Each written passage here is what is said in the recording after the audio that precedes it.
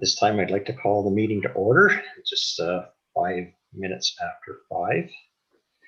And just for everybody's benefit, the meeting will be live streamed until till the committee will go into camera to discuss the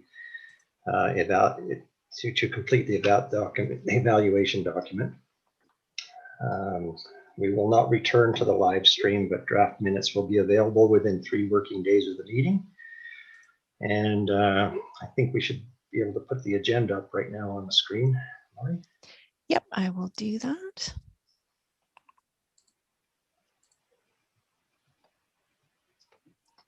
Is everyone seeing that? Hmm? Yep, super. Is it big enough? Looks good to me. Yeah. Okay, super. Okay, any changes, additions, or deletions to the agenda? Hearing none. I'd like a motion to approve the agenda. I'll move approval. Okay, Rick, those in favor? Those against? The motion is carried unanimously. Approval of the minutes from the Monday, March 1st, 2021 meeting. Has everybody had a chance to review those? And if so, are there any changes, additions, or deletions to the minutes? Okay. Hearing none, I'd like a motion to approve the minutes. I can make that motion, Glynis. Glynis? Those in favor? Any opposed? Okay, motion is carried unanimously. Okay, item 3 on the agenda is the EIS evaluation that we're here to discuss today. And I'd like to open it up to the committee now to ask any clarifying questions regarding the application. I believe the representatives of the developer or the applicant are online.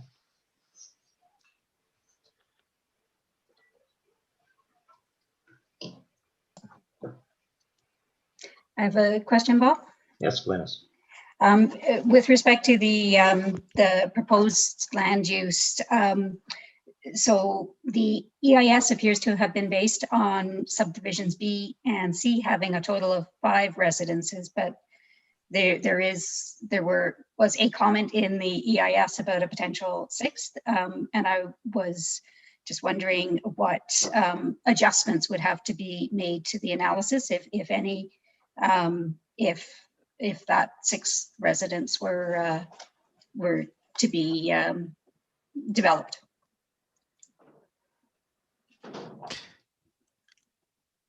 Maybe, sorry, can I just jump in and answer that? So I'm Alaric Fish. I'm the development planner who's working on the file manager for the town. So you're correct. There are 3 homes proposed in subdistrict B, 2 in subdistrict C, but there's also subdistrict D, which has 1 residential property on it. So a total of 6 on the entirety plus the palliative care facility. Yeah, there was also a comment, the page reference is 336, that said subdistricts B and C could include up to 6. Okay. Residences. Yes. So initially there were 6 proposed, and I think the applicant has responded to some of the feedback and decreased that number primarily. Okay. Well, yeah. You could ask them if you want to ask more about why, but yes, there were 6 plus 1. So you're right, 7 previously proposed.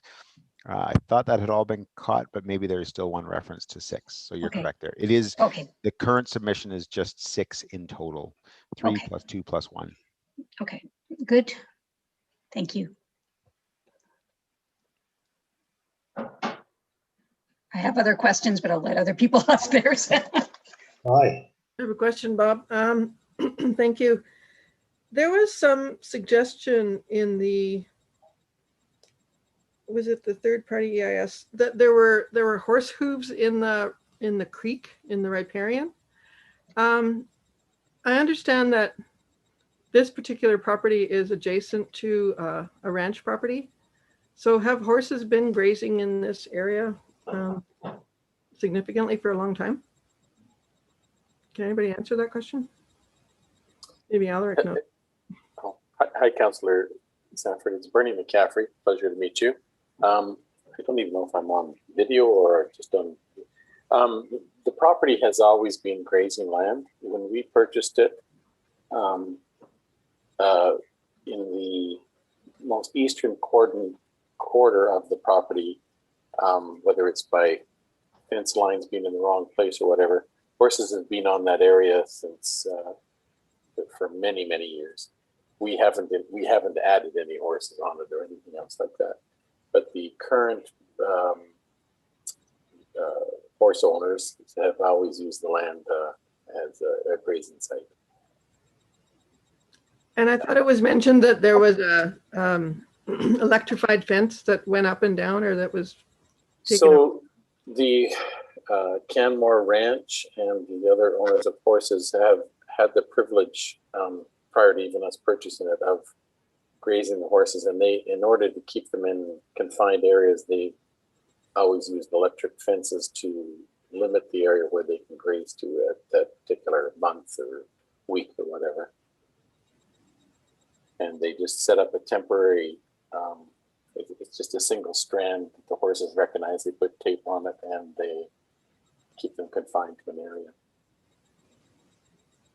So they have been moving back and forth across this particular property that we're discussing today? Yes, yeah. Since we've been able to ascertain. Okay, thank you. Rick?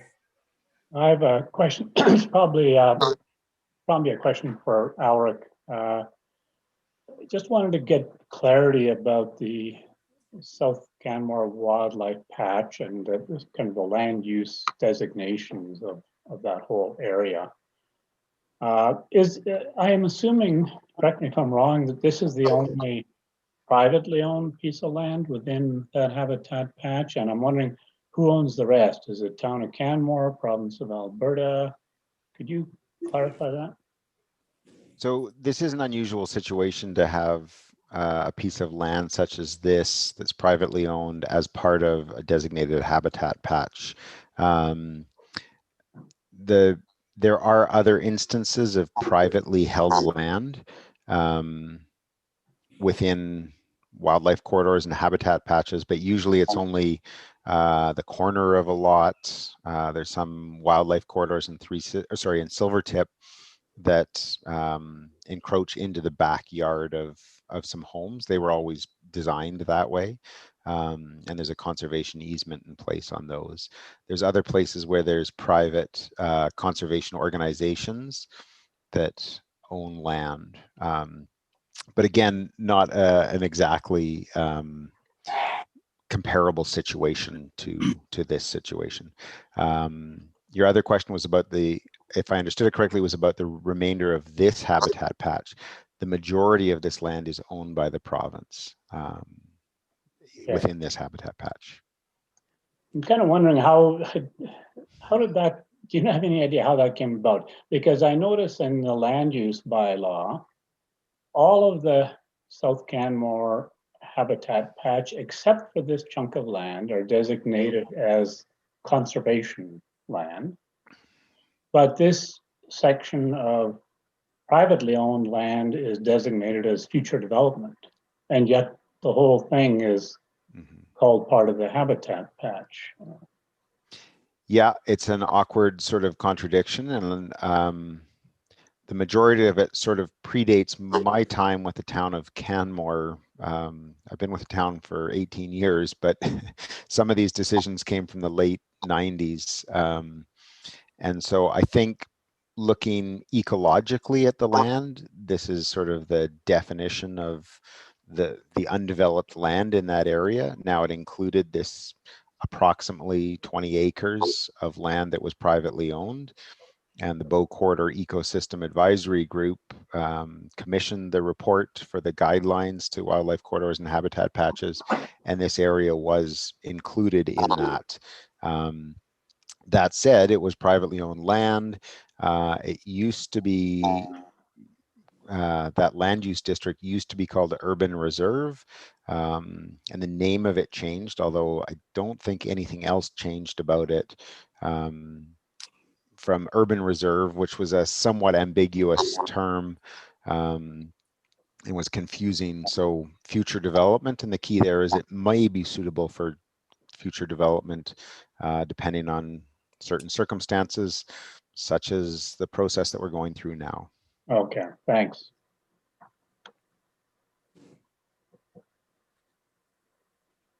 Linus, you said you had a couple more questions? Yeah, I do. With respect to flood potential, so in the EIS, the 1 in 100 year flood elevation has been factored into the design. But with respect to sub-district or sub-division A, if it were an Alberta infrastructure site for a seniors residence or a medical facility, they'd use 1 in 500 or 1 in 1,000 year flood elevations respectively for those. So I was just wondering whether any higher standard was considered for that sub-district, given the proposed use as a palliative care facility. That's a great question. I don't believe there has been a detailed analysis performed on that already. Generally, development would be held to an established flood elevation, and then we would require the land to be built up, and any development would be at or above that grade. If Alberta infrastructure has higher standards, I'm unaware of those, but that would sort of be their own requirement, Yeah, for their own. outside of the town Yeah. requirements. Yeah, so, Yeah. so I guess to answer your question, no, the town doesn't have any additional requirements other than what's in the land use bylaw and engineering guidelines. Okay. If I may, this is Jan McCaffrey speaking. Hello. Hello. We had shared with our I went into Alberta Floods mapping system, which has an assortment of assumptions, admittedly. But the community that's directly north to this land has been named, and Elric might want to correct me on this, but I believe it's called Rocky Ridge Developments. And it's on the other side of Spring Creek, the west side of Spring Creek from Spring Creek Mountain Village plan. And for some reason, they are above the 1,500 mark.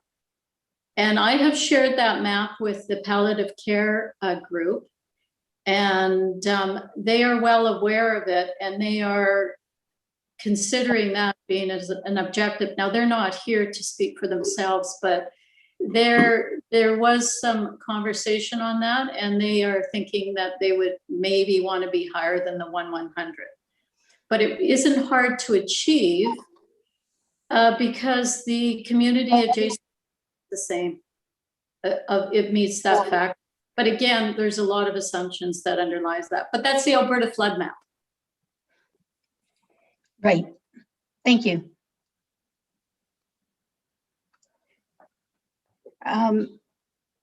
If I may have a different question,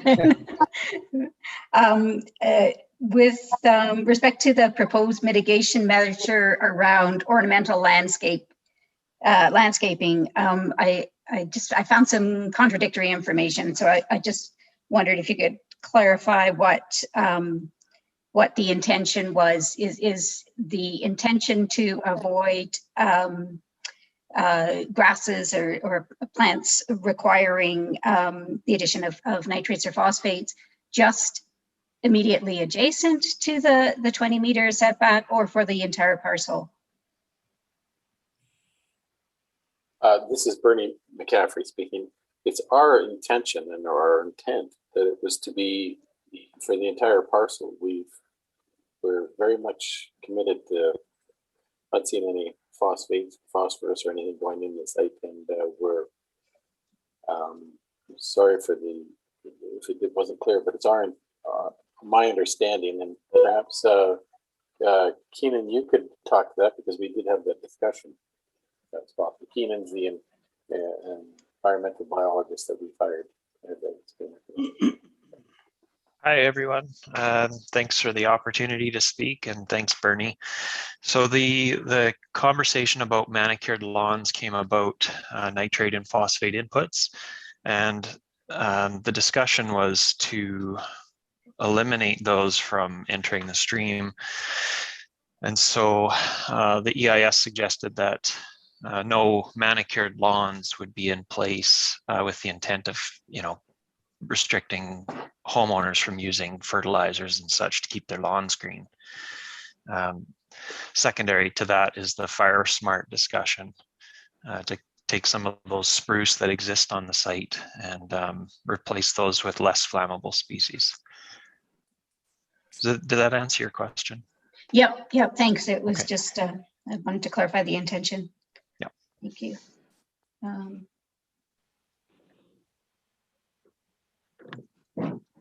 Yeah, that was good for my clarifying questions. If I could jump in, I have some questions with regard to the expected road use for the palliative care unit. Has that been determined what the potential frequency could be? Is there any potential impact that needed to be included for the wildlife disturbance or the air quality impacts? I think I'm probably best suited to answer the question. I think if I understood it correctly, the question was about the intensity of development for the palliative care facility and if that would have implications for the impacts, potential impacts on wildlife and air quality. Was that the question? Yeah, that is the question. Like I would expect a bit of an increased road traffic of guests and visitors to that unit. Mm-hmm. The short answer is I believe, and Keenan, feel free to jump in and correct me, but I think the scale of the palliative care facility was outlined and sort of proposed. I can't remember it off the top of my head. I want to say 12 beds or something like that. May not even be that much. Sorry, it's been a while since I read the detailed report. I guess I think especially for the impact on wildlife, I wouldn't expect a facility of this nature to differ significantly because it's also concentrated in the northwest corner and access from the site. I mean, if the facility was twice as big, I think the impact on the wildlife would be negligible from this sort of facility. As for air quality, there would be more vehicles traveling there. But I think overall the general intensity of development is fairly light. But maybe Keenan, you want to add anything? Yeah, I would agree with what you said there, Alaric. It is a pretty modest development. It's at the end of a road, so we're not expecting through traffic. So the types of disturbance we usually see associated with roads are like avoidance or mortalities, collisions with wildlife, and that, although we thought about it, wasn't significant enough to address specifically. But I guess we've done that here. I believe that it's negligible at best because it is very few vehicles coming and going and parking and not idling and things like that. If I could just add to this, Bernie McCaffrey again. We're very proud of what we're hoping to achieve with palliative care, and the idea that there isn't numerous cars going to Calgary to tend to the people that are ill. I think that this should be reflected on the Bow Valley as a net positive as far as the travel. It's very close to downtown, within biking or walking distance to many people, and we think it's perfectly situated for that situation. Rick? Just before we leave the subject of the road, it looks to me, and I just sort of taken a look at the property from the edges, but I know certainly the area to the west of this property gets very heavily used by walkers, dog walkers, bikers. There's a lot of undesignated trails and so on. And I'm wondering whether this new road into this property might open it up a little bit more in terms of people's awareness. So I'm wondering, I'm assuming this would be a private road. Was any consideration given to making it a gated road to limit public access? This is Bernie McCaffrey again. The road is an actual public right of way. Oh, it is. Right of way. We have no jurisdiction over it at all, and we're increasing the distance of the cul-de-sac. Oh, I think it's about 20 meters. So it's quite limited on that on the public right of way. I was thinking of the road that goes into these new residences. Is that would that be a public road? This is Jan McCaffrey speaking. And Alaric, I'm hoping that you could correct me if I'm wrong, but I was told by our land use planner that that road coming off of 3rd Avenue is a private road. And the reason I feel quite strongly that I know that is I was advised that I would have to clear it of the snow. And so that's what I'm basing it on. But the extension along 3rd, I guess, would be public. Is that correct, Alaric? But the road coming off of 3rd would be private. So everything said there is correct. That's right.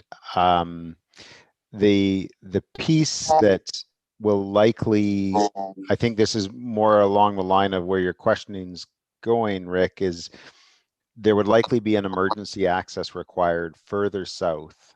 So it would require some enhancement to the 3rd Avenue road. It would not be a through road. It would not be a public road, but a facility like a palliative care needs 2 points of access and egress for emergency purposes, so that if for some reason 3rd Avenue to the north was blocked, that a fire truck, an ambulance, emergency vehicles could approach from the south. There, as you note, that area already sees a fair bit of human use. I suppose a plowed emergency access road may increase that somewhat now. There is a water line and a sanitary line that runs there, so it sort of appears as a finished surface, but not one suitable for carrying a fire truck at this point. So there may be a small increase there.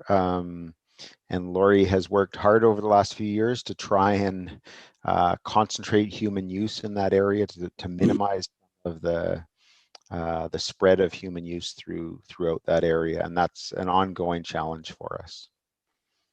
Yeah, I guess the area I was thinking of was really the extent of the road that goes beyond where I guess 5 of the residences and the palliative care unit is, and extends kind of through the middle of this property to the 6th residence. And I'm assuming that would be a private road, and I'm wondering if I guess the concern would be, would that open up the entire area to more people wanting to go hiking, jogging, biking through that property, even though it's private property? That doesn't stop a lot of people. I'm just wondering if any thought was given to maybe putting a gate beyond the access point to the palliative care unit and the other residences. Hi, this is Mark McCaffrey again. Yes, we are aware of that, and we've discussed this with Alaric and the town before. It is never our intent to have that as a public road. It would be as a private drive, and I'll let Alaric explain why there is a road that can go across there and why we've chosen where it's located, because of the separation of the subdivision of the properties some years ago, since 1989, why it's required that we have a road, that a road will be built across the property, and now we're governing where it would be. Yeah, so everything that the McCaffreys have stated is correct. So I can add to it if helpful, but yeah, it absolutely is intended as a private road. And in my experience, I think sometimes having a private road in a residence actually deters human use, as opposed to the current situation. I think that's one sort of interesting aspect of this development, is that I think it may actually deter some human use that sort of randomly happens in the form of trespass across the land right now. Clearly there will be development, so that has an impact on wildlife habitat and things like that. But I do actually believe, I mean, yeah, many people will not trespass knowing that there's a house there, as compared to undeveloped land where people seem quite happy to help themselves to it. The McCaffreys seem like very nice people, but I would be nervous that perhaps the landowner would have a gun and would be inclined to encourage me to leave their property. So, yeah. I have go ahead, Ken. Thanks, Bob. Just a couple of questions. A lot of the questions have been asked already, which is awesome. Fire Smart, I noticed, I've walked the property. I just live in Spring Creek here. And there's a couple of things that come to mind is in parcel C. Has there been any thought or any communication with Spring Creek in relation to putting the road there instead of across the creek? Yes, and it's an awkward situation to be in. It's the people, we agree with you, it's the natural sort of flow for it to happen, but, and it maybe someday would happen, but right now we don't have control to say, yes, that's the way it would come from. As it sits right now, we can't say to Spring Creek that that's the way that we feel the property should be serviced. There is potential of future dialogue, that's for sure. So you're saying right now you haven't had any dialogue, but you're looking at potentially looking at dialogue, and that access road may change. You mean where the bridge crosses the Spring Creek? Yes. Yes. We have had dialogue, and it just hasn't been to, we haven't found common ground on it yet, but we haven't by any means exhausted the idea of it. It's an awkward situation to be in where, you know, that if we can't, legally we're allowed to access our land, yep. But you have to show that you're legally able to access your land, or you have to be able to access your land before you're in a position of negotiation, if that makes sense. Okay, as long as I guess what I'm looking for, has there been dialogue with there has been dialogue, and it has not ended. It hasn't proceeded too much further outside this proposal then? Correct. Okay. Yeah, I understand you have you have a right to access your property. I understand that. Okay, just the Fire Smart component. Like I said, I've walked the area, and most of the buildings that you're doing are within standing timber. There's a fair amount of good timber in there. Is it planned to remove all the spruce that exist, whether it be sort of mature or mature timber for Fire Smart? We haven't made any plan. Our intention as Bernie and Jen McCaffrey is that we want to see as much as we can see standing as possible. We're hoping that designs will be brought forward where homes will not have to plow down trees to be able to stand up. We like yourself, we think it's a beautiful area, and those are some nice, beautiful trees. So we're hoping to follow, if you take a look at what happened in around Spring Creek, along the creeks, how they've put the, I'm going to use the term culverts, but they've put rocks around it to be able to maintain trees in the event that they had to have some higher land around it. And it keeps the air going to the roots. So our intention is to hopefully that people will keep every tree standing, but we know that isn't possible. Yeah, just looking at the property itself, it's fairly small areas, but anyways, it's good to know that, you know, you're looking at doing that aspect of maintaining trees, and that's a good thing. It's we're not coming in and leveling it for development. Okay. That's good, because that just adds to the enhancement of the wildlife component of it. The other one is you can build wherever you want on your property. I'm just wondering, is there any thought, or was there a good reason for building the personal private property at the far back of section D? Away from everyone here. Well, we looked at a lot of things, and one of the main drivers is, Alec, maybe you can help me on this one, is that between our property and the adjacent property to the east, there is a cross easement. And the cross easement states that if we do not have a road for them to cross easement on, they are allowed to build within 10 meters of our most southern border. And the access at 270 feet, so within 10 meters, within 30 yards or 10 meters of our most southern border, with the access coming across Policeman's Creek, roughly about within 270 feet of our most southern border to the east. So in order for us to be able to control where the road will be built, we have to have an access point, and we wouldn't want that coming in front of us.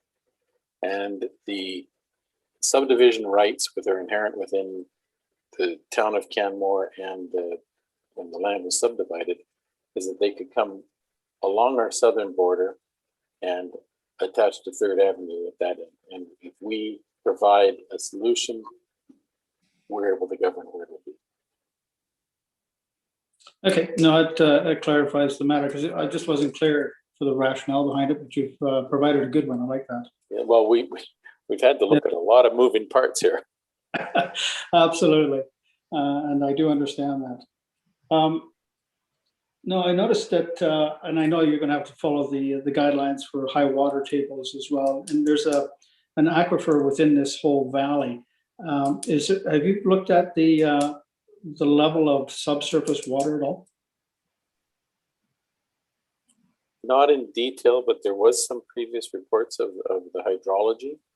Okay. And what we'd have to do, and quite frankly, we're hoping that that's what we'll be able to do some geothermal heat off of. But we are aware of it, very aware of it, and knowing that our residence main floor would have to be above the floodplain, but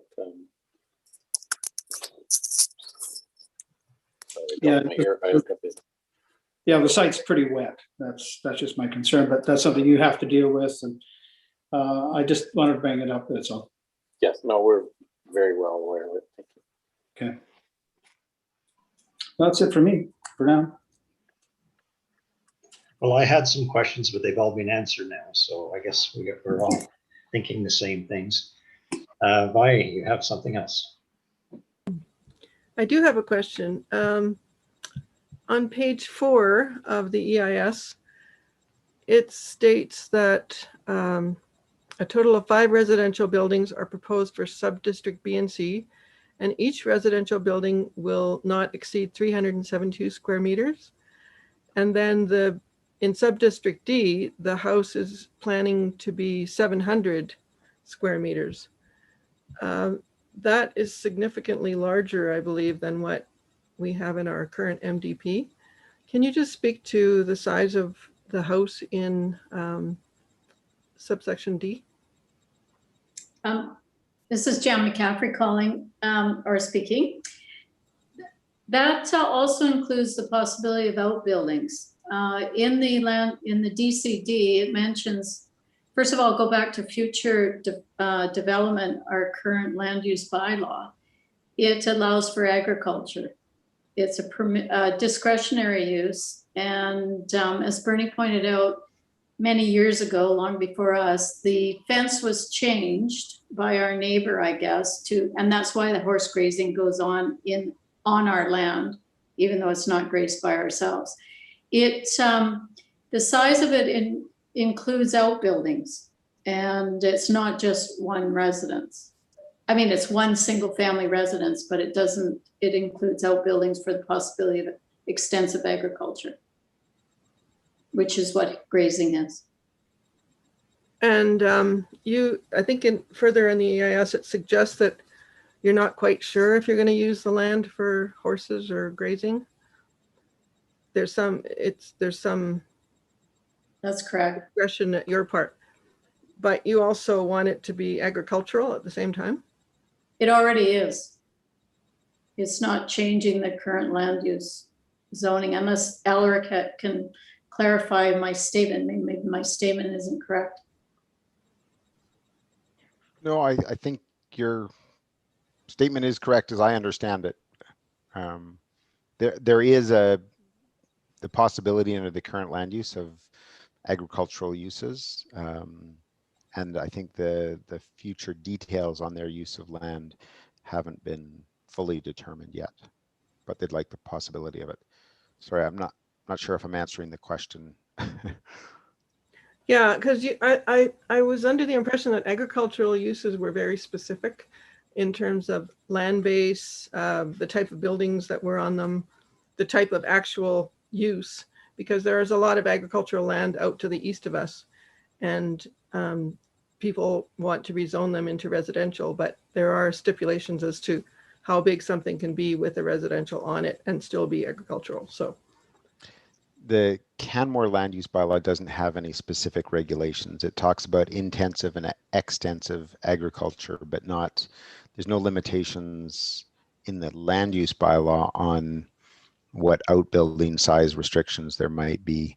I think usually, and I could be wrong about this, but it's limitations on number of dwellings on agricultural lands.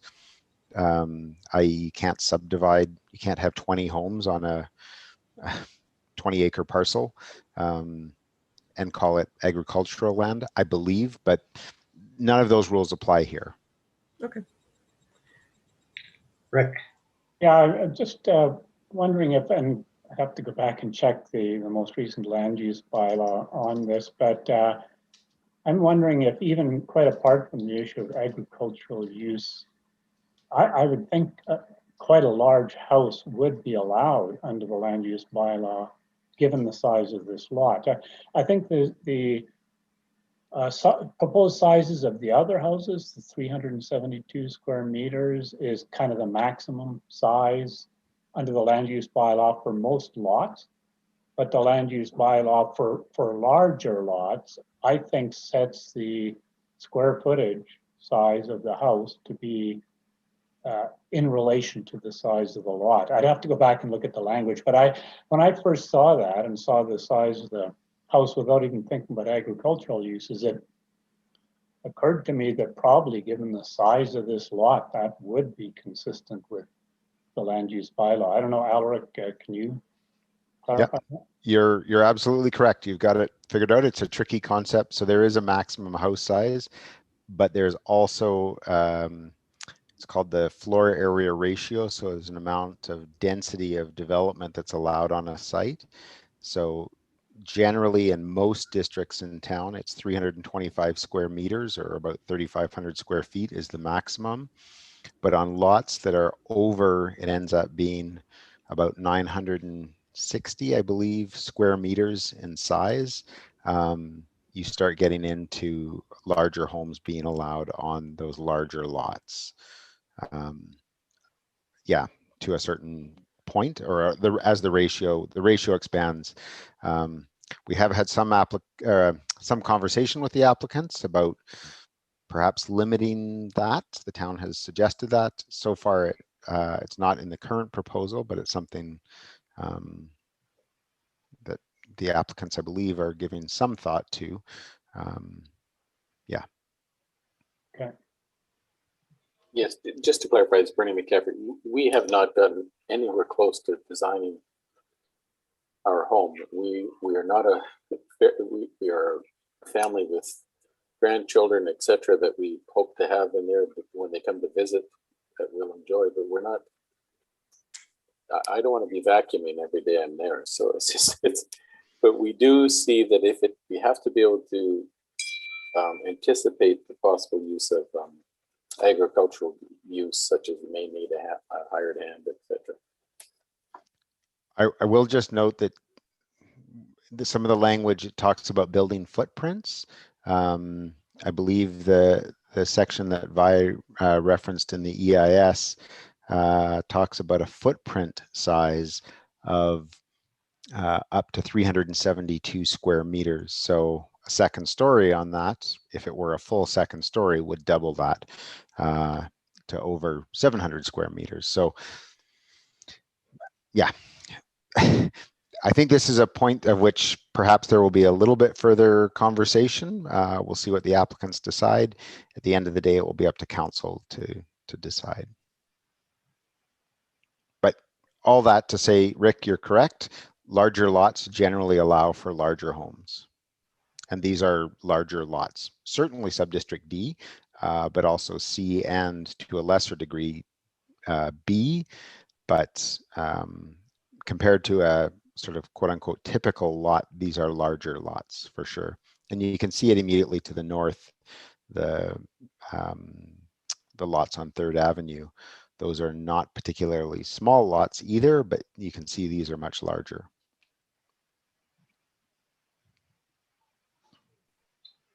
Yes, Ken. Just to follow up on that question, are these all single family dwellings, or can there be multiple house dwellings, such as the duplexes or triplexes or so on and so forth?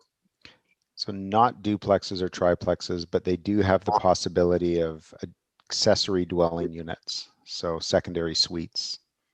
Okay. Because there's a big, a lot of places you see downtown, they've gone from a single house dwelling to fourplexes quite often.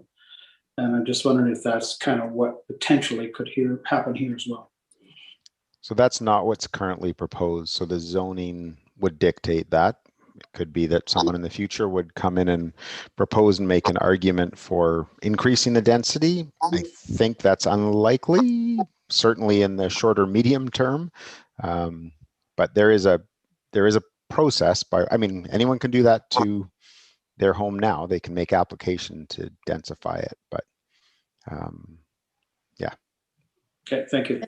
Jan McCaffrey speaking. I think one of the motivations, which was encouraged by Alaric, was that less human impact was probably the better use, and hence we went to the single family low density housing.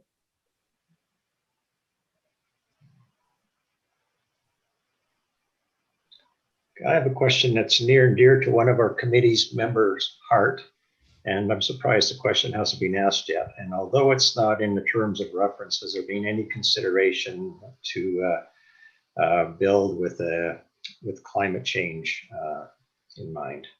I'm thinking of net zero or low E or renewables included in the development. This is Bernie McCaffrey. We haven't gotten to that point, although Alaric and I've been investigating. I'm trying to educate myself on that, and I've been investigating geothermal and doing what we can there. But we're committed to the environment, as all of you are. We're not developers trying to make we just love the land, is all that we're doing for. All we're going for, and we're not trying to flip anything out, but I'm not educated enough to be able to say we'll hit net zero or whatever. But we've been in conversation with geothermal, the biggest where we can get the heat and cooling from, but the rest I don't know.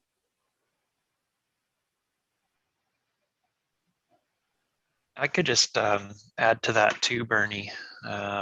We've had many discussions about climate change, and the topic that Bernie just brought up about reducing emissions is one component, but the other component is replacement or offsetting for disturbance that's planned.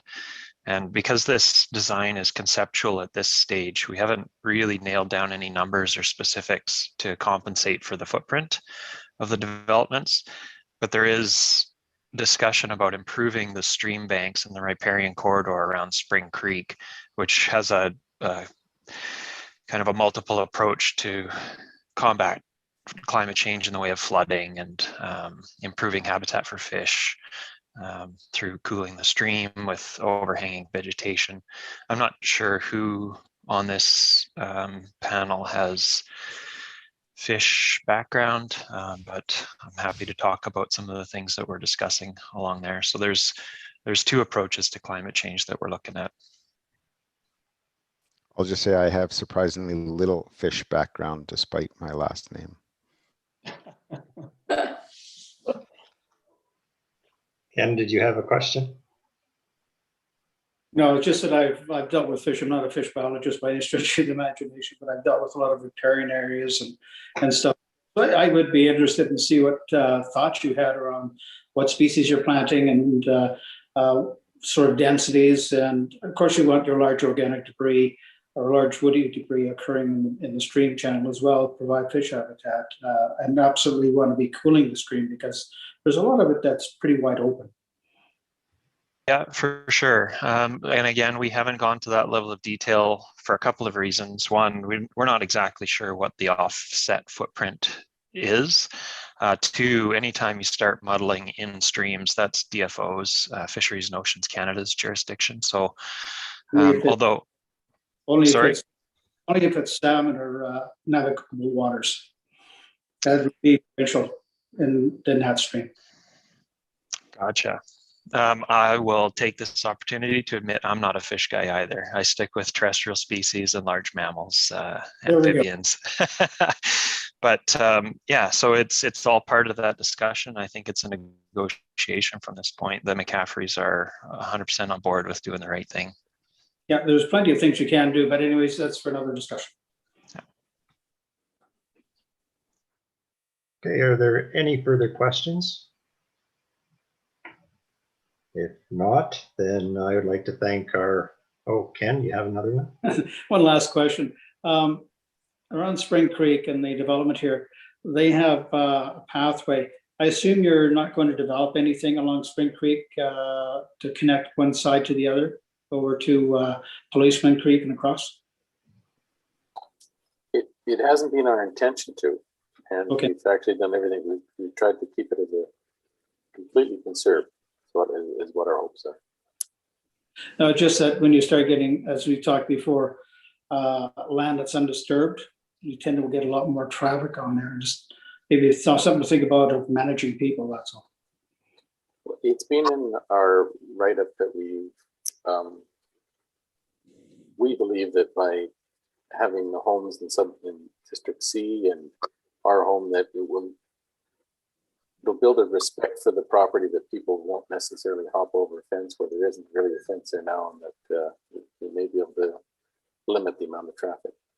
Yeah, right now there's a trail that comes off in behind 3rd Avenue there and goes along as I walk that, and it's quite well used, that one. But just for you. You know, I'm well aware of that. Yeah. And okay. Good, thank you. I will just add that the applicant is bringing forward their application, and town administration will be reviewing and making recommendations. Eventually, council is the decision authority here. We absolutely, well, I think I can speak that we understand that adding more public human use to this area is not desirable from a wildlife perspective. That said, I think management of the human use and having it in clearly delineated logical connections is desirable. Clearly there's, well, the plan is, and we're seeing it already, a fantastic public pathway network through the Spring Creek development. So if there is a bridge across the creek, Spring Creek, that connects to Spring Creek Mountain Village, the development, I think it would be naive to think that humans wouldn't use that, even if they were briefly trespassing on it. So some connection through there, or at the end of the existing trail that right now dead ends at the south end of where 3rd Avenue ends, but there, as I think you were referring to, Ken, the trail adjacent to the creek, it dead ends there. So I think some connection through there might be something we explore, but there's no intent to have certainly human use public trails anywhere east of 3rd Avenue that is south of Spring Creek, the water body, other than that small connection. What happens to the north on sort of what is the Spring Creek Island, kind of. It's not really an island, but in there, I think that sort of remains to be seen. But we have had some discussions, and specifically about the trade-off of putting public pathways next to riparian areas being sort of contradictory to the habitat enhancement aspects of it. So it's probably better than Kentucky bluegrass with phosphates and nitrogen, but it still alters the riparian area. So Yeah, I'm to be not determined. promoting, just wanted to get some clarification on if, and I think you identified that you're looking at human activity management and looking at, we're staying, keeping within the developed areas and not outside. And that's really what I was looking for. Yes. Okay, can we go around the table one more time? Any other questions? No? If not, then I'd like to thank our guests for attending and answering our questions. And I think it helps us quite a bit in completing the evaluation of this application. And we will now move into an in-camera session.